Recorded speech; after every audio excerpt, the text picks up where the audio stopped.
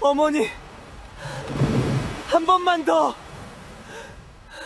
검은 바다 한가운데였습니다. 산더미 같은 물결이 사내의 머리 위로 몇 번이고 무너져 내렸고, 함께 배에 올랐던 사람들의 모습은 이미 어디에도 없었지요.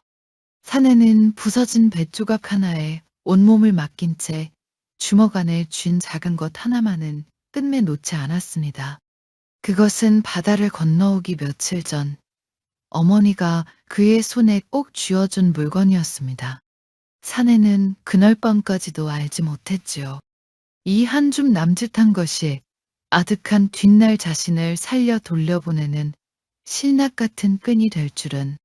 모두가 물결 아래로 사라진 그 밤에 어찌하여 이 사내만은 숨이 붙어 있었을까요?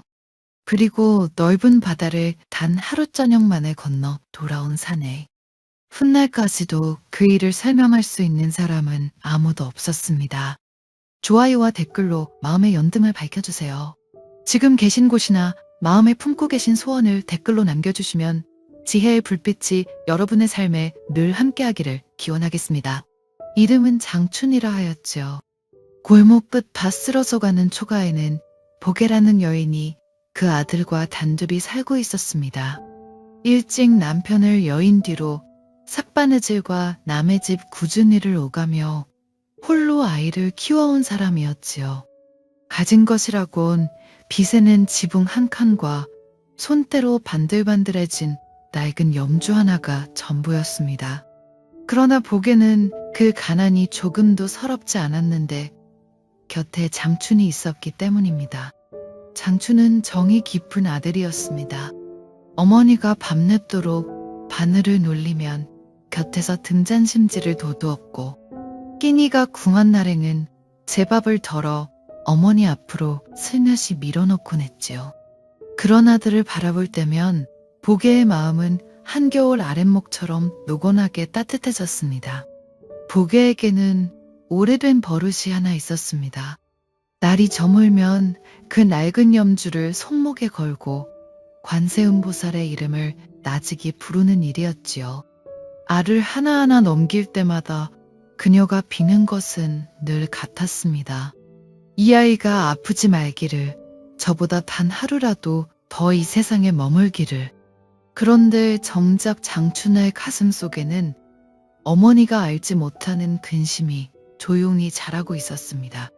해가 갈수록 어머니의 손끝은 나무 껍질처럼 거칠어지는데 자신은 여태 변변한 벌이 하나 마련하지 못한 탓이었지요. 그러던 어느 늦봄 바다 건너 먼 나라를 오가며 장사를 한다는 상인 하나가 우금리에 들렀습니다. 상인은 성실한 장춘을 눈여겨보더니 나직한 목소리로 이렇게 권했지요. 자네처럼 부지런한 사람이 이 좁은 골목에 묻혀있는 게 아깝네. 나를 따라 한두 해만 바닷길을 다녀보게. 늙으신 어머니 따뜻한 아랫목에서 편히 모실 수 있을 걸세. 장춘의 마음이 흔들렸습니다. 어머니께 새 옷 한 벌 지어드리고 싶다는 오랜 바람이 그 한마디에 불씨처럼 살아났죠. 그러나 늙은 어머니를 홀로 두고 먼 바다로 떠난다는 말은 차마 입 밖으로 나오지 않았습니다. 며칠 밤을 뒤척인 끝에 장춘은 결심을 굳혔습니다. 딱 한두 해만이었습니다. 어머니가 더 늙기 전에 이 지긋지긋한 가난의 골목에서 어머니를 꺼내드리고 싶었지요. 떠나기로 한 그날 밤, 보게는 잠든 아들의 얼굴을 오래도록 들여다보았습니다. 무슨 까닭인지 서늘한 예감 하나가 가슴 한구석을 스쳤지만 그녀는 말없이 염주만 굴리며 그 마음을 눌렀지요. 열어둔 봉창 밖으로는 먼 바다에서 실려온 듯한 비릿한 바람이 골목을 지나가고 있었습니다. 떠나는 날 아침은 야속하리만치 맑았습니다. 보게는 새벽부터 일어나 아들의 보찜을 몇 번이고 다시 쌌는데 넣을 것이 마땅치 않아 손만 자꾸 오갔지요. 마른 주먹밥 몇 덩이와 헌옷가지가 전부인 보찜을 그녀는 제 살점이라도 떼어넣듯 매만졌습니다. 문간을 나서려는 아들을 보게가 나직이 불러세웠습니다. 그러고는 밤새 손에서 놓지 않았던 낡은 염주를 풀어 아들의 손목에 조심스레 감아주었지요. 이건 내 아버지가 살아계실 적 나한테 처음 쥐어준 것이다. 장춘이 놀라 어머니를 보았습니다. 어머니가 30년을 하루같이 굴려온 염주였습니다. 알이 다 닳아 반들반들해진 어머니의 반평생에 스며든 물건이었지요. 먼 물길에서 무섭거든 이걸 쥐고 관세음보살을 부르거라. 어미가 여기서 부르는 소리랑 내가 거기서 부르는 소리가 어느 하늘 아래선 만나지 않겠느냐. 장춘은 그 염주를 참아 받을 수 없어 손을 뒤로 물렸습니다. 어머니에게서 마지막 위안까지 빼앗는 것만 같았기 때문입니다. 그러나 보게는 굳이 아들의 손가락을 하나하나 펴서 그 안에 염주를 접어넣어 주었지요. 어미 걱정은 말고 한두 해 눈 딱 감고 다녀오면 그때는 내가 이 어미 새 옷도 해주고 그럴 것 아니냐. 애써 웃는 그 얼굴이 물기에 젖어 있었습니다. 장춘은 목이 메어 아무 말도 잊지 못한 채 그저 어머니의 거친 두 손을 오래 붙잡고 있었지요. 골목 어귀까지 따라 나온 보게는 아들의 등이 모퉁이 너머로 사라질 때까지 그 자리에 붙박여 있었습니다. 아들의 모습이 보이지 않게 된 뒤에도 그녀는 한참을 더 서서 빈 골목만 바라보았지요. 그날부터 보게의 저녁은 달라졌습니다. 손목에 걸 염주가 없으니 그녀는 빈 왼손을 오른손으로 감싸준 채 관세음 보살을 불렀습니다. 마치 아들의 손을 대신 쥐듯이 말이지요. 한 계절이 가고 또 한 계절이 왔습니다. 남쪽 바다로 나간 배들이 하나둘 폭우로 돌아왔다는 소문이 서라벌까지 들려왔지만 그 어느 배에도 장춘의 이름은 없었습니다. 처음에 보게는 대수롭지 않게 여기려 했습니다. 먼 나라란 멀리 오가는데 오래 걸리는 법이라고 스스로를 다독였지요. 그러나 한 해가 다 저물도록 아들에게서는 편지 한 장, 인편 하나 오지 않았습니다. 이틀째 봄이 되자 마을 사람들의 눈빛이 조금씩 달라지기 시작했습니다. 보게를 보면 말끝을 흐리며 시선을 피하는 이들이 늘었지요. 그중 누군가는 등 뒤에서 이렇게 수근거렸습니다. 저 집 아들 바다에서 벌써 잘못된 거 아니냐. 저 짓을 언제까지 하려고. 그 말이 바람을 타고 보게의 뒤에 닿던 밤 그녀는 문을 걸어 잠그고 오래도록 두 손을 모았습니다. 빈손에서는 아무런 소리도 나지 않았지요. 다만 그녀는 알 수 없었습니다. 지금 이 순간 바다 건너 아득한 어느 땅에서 제 아들이 어떤 모습으로 있는지를. 그 무렵 장춘은 어머니가 상상조차 하지 못할 곳에 있었습니다. 배가 남쪽 먼 바다에 이르렀을 때였습니다. 아침까지만 해도 잔잔하던 하늘이 한낮이 되자 먹을 갈아 부은 듯 시커멓게 내려앉았지요. 뱃사람들의 얼굴에서 핏기가 가셨고 늙은 상인은 돛을 내리라 소리쳤습니다. 그러나 바람이 배의 말을 듣기에는 이미 너무 늦어 있었습니다. 바람은 살아있는 짐승처럼 돛을 물어뜯었습니다. 집채만한 물결이 뱃전을 후려쳤고 배는 나뭇잎처럼 솟구쳤다가 곤두박질 쳤죠. 사람들은 서로를 붙잡을 겨를도 없이 이리저리 나뒹굴었고 검은 물이 갑판 위로 왈칵왈칵 쏟아져 들어왔습니다. 누군가는 뱃전을 붙들고 신의 이름을 불렀고 누군가는 넋을 놓은 채 하늘만 올려다보았죠. 장춘은 돛대를 끌어안은 채 왼손목에 염주를 힘껏 그어주었습니다. 어머니의 목소리가 귓가에 되살아났기 때문입니다. 무섭거든 이걸 쥐고 관세음보살을 부르라던 그 말이었죠. 이 순간까지도 그는 이 염주에 어머니의 반평생이 스며 있다는 사실만을 붙들고 있었습니다. 관세음보살, 관세음보살. 그의 입술이 떨리며 그 이름을 불렀습니다. 그러나 목소리는 바람에 갈갈이 찢겨 제 귀에조차 닿지 못했지요. 마지막 큰 물결이 배를 통째로 집어삼킨 것은 바로 그때였습니다. 오직근 배가 두동강 나는 소리가 천둥처럼 울렸습니다. 장춘의 몸이 허공으로 붕 떠올랐다가 차디찬 물속으로 곤두박질 쳤지요. 숨이 턱 막히고 어느 것이 위이고 어느 것이 아래인지조차 알 수 없었습니다. 함께 배에 올랐던 이들의 모습이 검은 물결 아래로 하나둘 잠겨 사라졌지요. 얼마나 허우적거렸을까요? 정신이 아득해지는 순간 장춘의 손끝에 무언가 딱딱한 것이 걸렸습니다. 부서진 뱃조각 하나가 물결에 밀려온 것이었지요. 그는 마지막 힘을 짜내어 그 널판에 몸을 씌웠습니다. 짠물을 얼마나 들이켰는지 기침이 터질 때마다 가슴이 찢어지는 듯 했습니다. 그날 밤 검은 바다 위에는 오직 장춘 한 사람뿐이었습니다. 사방 어디를 둘러보아도 하늘과 물의 경계조차 보이지 않는 끝없는 어둠뿐이었지요. 추위가 뼛속까지 파고들었고 젖은 몸은 서서히 감각을 잃어갔습니다. 가장 무서운 것은 물결도 추위도 아니었습니다.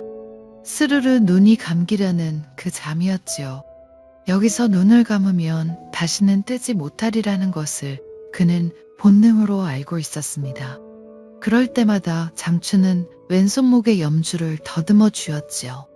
손가락 끝에 닿는 그 둥근 알들이 마치 어머니가 대신 잡아주는 손처럼 느껴졌기 때문입니다. 어느 순간부터는 어머니의 목소리가 한청처럼 귓가에 맴돌았습니다. 어미가 여기서 부르는 소리와 내가 거기서 부르는 소리가 어느 하늘 아래선 만나지 않겠느냐던 그 말이었지요. 장춘은 이가 부딪히는 입술로 그 이름을 몇 번이고 되뇌었습니다. 소리가 되어 나오지 못하는 부름이었지만 그것만이 그를 어둠 이편에 붙들어두고 있었습니다. 의식이 완전히 끊기기 직전 그는 어렴풋이 보았습니다. 먼 어둠 저편에서 아주 희미한 불빛 하나가 물결을 따라 일렁이는 것을, 그것이 어머니가 밝힌 등불인지 아니면 사그라드는 제 목숨의 마지막 빛인지 장춘은 끝내 알지 못했습니다. 다시 눈을 떴을 때 그의 뺨에 닿은 것은 차가운 물이 아니라 까슬까슬한 흙이었습니다. 낯선 새소리가 들렸고 알아들을 수 없는 말소리가 웅성거렸지요. 장춘은 자신이 살아있다는 사실보다도 이곳이 대체 어디인지를 먼저 두려워해야 했습니다. 장춘이 떠밀려 닿은 곳은 바다 건너 오나라 땅이었습니다. 물가에 쓰러진 그를 발견한 것은 그 마을 사람들이었지요. 그들은 죽은 듯 늘어진 낯선 사내를 거두어 더운 죽을 먹이고 몸을 뉘어주었습니다. 말 한마디 통하지 않았지만 사람을 가엾이 여기는 마음에는 나라의 경계가 없었지요. 단신이 몸을 추스른 장춘은 그 집의 논밭에서 일을 거들며 지내게 되었습니다. 물설고 낯선 땅에서 그가 할 수 있는 것이라곤 말없이 흙을 일구는 일뿐이었으니까요. 새벽부터 해질녘까지 허리를 펴지 못하는 고된 일이었지만 그는 묵묵히 견뎠습니다. 목숨을 건져준 이들에게 진 빚을 그렇게라도 갚아야 한다고 여겼기 때문이지요. 낮에는 그런대로 견딜만 했습니다. 몸을 고되게 놀리다 보면 잡생각이 비집고 들 틈이 없었기 때문입니다. 정작 견디기 힘든 것은 밤이었지요. 일을 마치고 낯선 처마 밑에 홀로 누우면 서라버릴 그 좁은 골목이 어머니의 거친 손이 사무치게 떠올랐습니다. 귀에 익은 말 한마디 들리지 않는 밤은 바다 위에서 홀로 떠있던 그 밤만큼이나 아득했죠. 그러던 어느 날이었습니다. 들이를 마치고 돌아오던 장춘은 마을 어귀에서 한 광경을 보고 그만 걸음을 멈추었습니다. 늙은 어미가 마당에 나와 들에서 돌아오는 아들을 맞이하고 있었지요. 아들이 어미의 손에 들린 짐을 받아들자 어미는 그런 아들의 등을 말없이 쓸어내렸습니다. 말은 알아들을 수 없었지만 그 정경만은 너무도 또렷이 읽혔지요.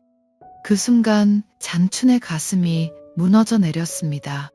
저 자리에 있어야 할 사람이 바로 자신이었다는 생각에 은시울이 뜨거워졌지요. 그날 밤 그는 왼손목에 염주를 오래도록 굴렸습니다. 그것만이 고향과 자신을 잇는 유일한 끈이었으니까요. 그러나 세월은 그 끈마저 야금야금 갉아먹고 있었습니다. 오나라의 소금기 밴 바람에 염주를 꿰ν 낡은 실이 조금씩 사가가고 있었지요. 한 해가 가고 두 해가 흘렀습니다. 처음에는 어떻게든 고향으로 돌아갈 길을 찾아보려 했었지만 뵙기를 아는 이는 아무도 없었고 그의 말을 알아듣는 이조차 드물었습니다. 돌아갈 방도는 어디에도 보이지 않았지요. 바다는 여전히 그와 고향 사이를 아득히 가로막고 있었습니다. 희망이 조금씩 달아갈수록 장춘의 마음 밑바닥에는 무서운 생각 하나가 고개를 들기 시작했습니다. 이 세월이 흐르는 동안 어머니는 과연 살아계실까? 이미 늙고 병든 몸이었습니다. 아들의 생사도 모른 채 그 가난한 골목에서 어머니가 홀로 어떻게 견디셨을지, 어쩌면 벌써 이 세상 사람이 아닐지도 모른다는 생각이 밤마다 그의 가슴을 짓눌렀지요. 그 생각은 한 번 들면 좀처럼 떨쳐지지 않았고 날이 갈수록 검은 물처럼 그의 마음을 채워갔습니다. 그 생각이 깊어지자 장춘은 점점 말을 잃어갔습니다. 돌아갈 곳이 사라진 사람에게 돌아가려는 마음이 무슨 소용이겠습니까? 들이를 나가도 손에 힘이 잡히지 않았고 밥을 넘겨도 모래를 씹는 듯 했지요. 어느 밤 그는 사가버린 실을 붙든 채 이렇게 중얼거렸습니다. 이제 그만 이 손을 놓아도 되지 않을까? 어머니마저 안 계신 세상이라면 이 질긴 목숨을 붙들고 있을 까닭이 무엇인가? 그런 체념이 검은 물처럼 그를 삼키려던 순간이었습니다. 문득 그는 등 뒤에서 누군가 자신을 가만히 지켜보는 듯한 기척을 느꼈습니다. 고개를 돌렸지만 그곳엔 아무도 없었지요. 다만 어디선가 아주 익숙한 향내 같은 것이 코끝을 스쳐 지나갔습니다. 고향의 절집에서 맡던 향냄새와 어딘가 닮은 냄새였지요. 그 기척이 무엇이었는지 그날 밤 장춘은 알지 못했습니다. 다만 그 서늘하고도 따뜻한 기운이 스친 뒤로 이상하게도 손을 놓으려던 마음만은 슬며시 가라앉아 있었지요. 같은 시각 바다 이편의 서라벌에서도 한 사람이 밤을 밝히고 있었습니다. 새해 동안 복에는 하루도 아들을 잊은 날이 없었습니다. 처음에는 곧 돌아오리라 믿었고 다음에는 소식이라도 오리라 기다렸지요. 그러나 세 번째 봄이 오도록 아무것도 오지 않자 그녀는 마지막 결심을 하였습니다. 성한데 없는 몸을 이끌고 그녀는 우금리에서 멀지 않은 절 민장사로 행했지요. 그곳 관음전에는 영험하기로 소문난 관세음 보살상이 모셔져 있었습니다. 절 마당에 들어선 복에는 관음상 앞에 엎드렸습니다. 손목에 걸 염주는 이미 아들에게 주어 없었기에 그녀는 그저 맨손을 모아주었지요. 그러고는 오직 한 가지만을 빌었습니다. 보살님, 다른 건 아무것도 바라지 않습니다. 그저 그 아이가 어느 하늘 아래든 살아만 있게 해주십시오. 그녀의 기도는 하루로 그치지 않았습니다. 이래 동안 밤낮 없이 이어졌지요. 물 한 모금으로 목을 축이며 그녀는 관음상 앞을 떠나지 않았습니다. 첫 사흘 동안은 목소리에 힘이 남아 있었습니다. 그러나 나흘째가 되자 무릎이 헐고 허리가 굳어 몸을 일으키는 것조차 버거워졌지요. 닷새째 밤에는 목이 잠겨 관세음보살을 부르는 소리가 바람 새는 소리처럼 가늘어졌습니다. 지켜보던 절의 노스님이 보다 못해 그녀를 만류했지요. 보살님, 이러다 몸이 상하겠소. 그 정성은 부처님이 이미 다 아실 터이니 이제 그만 좀 쉬시구려. 그러나 복에는 여윈 손으로 방바닥을 짚으며 겨우 이렇게 답했습니다. 제 몸이야 어찌되어도 좋습니다. 그 아이가 지금 어느 바다에서 저를 부르고 있을지도 모르는데 어미가 여기서 먼저 손을 놓을 수야 없지요. 노스님은 더는 말을 잇지 못하고 그저 합장한 채 물러났습니다. 엿새가 지나고 1회째 되던 날은 4월 초파일이었습니다. 온절에 등불이 내걸리고 사람들의 발길이 이어지던 밤이었지요. 알록달록한 연등 아래로 웃음소리가 오갔지만 관인전 한 구석에 엎드린 보게의 모습은 그 흥성거림과 너무도 동떨어져 있었습니다. 그 수많은 불빛 가운데서 보게의 목소리는 이제 소리라기보다 숨결에 가까웠지요.